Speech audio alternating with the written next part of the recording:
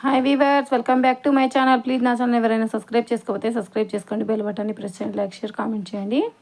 ఈరోజు అయితే సేమియా ఉప్మా చేయబోతున్నానండి. ప్రాసెస్లోకి అయితే వెళ్ళిపోదాం.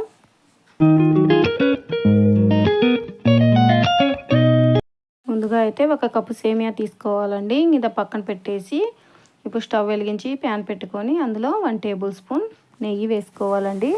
నెయ్యి ఇష్టం లేని వాళ్ళు స్కిప్ చేసేసి ఆయిల్ కూడా వేసుకోవచ్చు.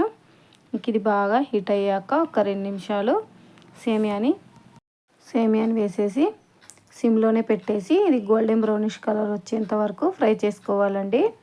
ఇలా కలుపుతూనే ఉండాలి, లేకుంటే అడుగంటిపోతుంది. ఇంకా చూడండి, గోల్డెన్ బ్రౌనిష్ కలర్ వచ్చేసింది. ఇప్పుడు ఇందులో 1 గ్లాస్ వాటర్ యాడ్ చేసుకోవాలి. వాటర్ వేసేసి ఇది కొంచెం కుక్ అవ్వనివ్వాలండి. ఎక్కువ కుక్ అవ్వాల్సిన అవసరం కూడా లేదండి, తొందరగానే కుక్ అవ్వబోతుంది.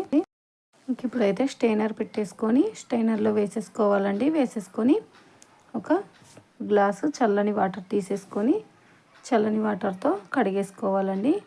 ఇప్పుడు ఇదే ప్యాన్లో ఇప్పుడు అదే కడాయిలో ఒక 3 టేబుల్ స్పూన్ల ఆయిల్ వేసుకోవాలండి.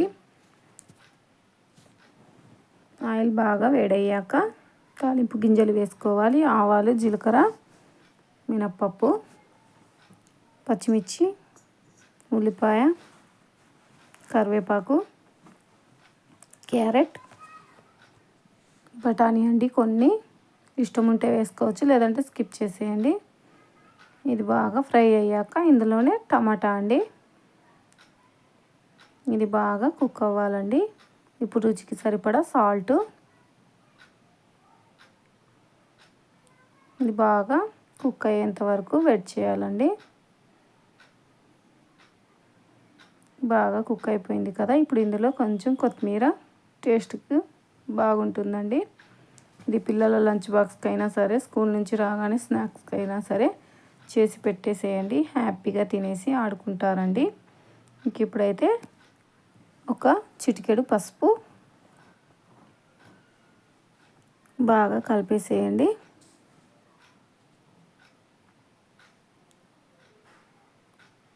ఇప్పుడు ఇందులోనే సేమియాని వేసేసుకోవాలి.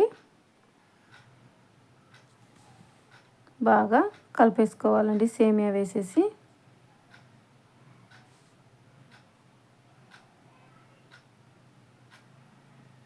ఇంకా తేమ అనేది ఏమి ఉండదండి, మనకు ముద్ద కూడా కట్టదు. ఇంకా రెడీ అయిపోయిందండి.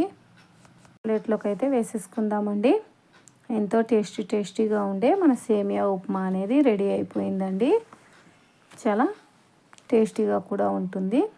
ఇప్పుడు పైనుంచి కొంచెం కొత్తిమీరతో గార్నిష్ చేసుకోండి, మీకు కూడా నచ్చుతుంది.